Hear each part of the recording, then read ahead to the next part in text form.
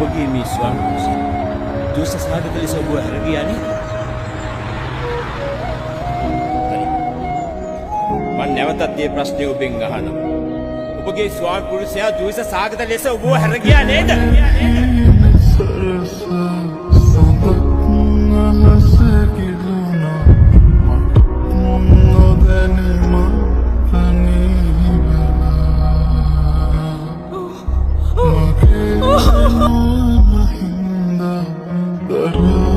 Kandulu hangga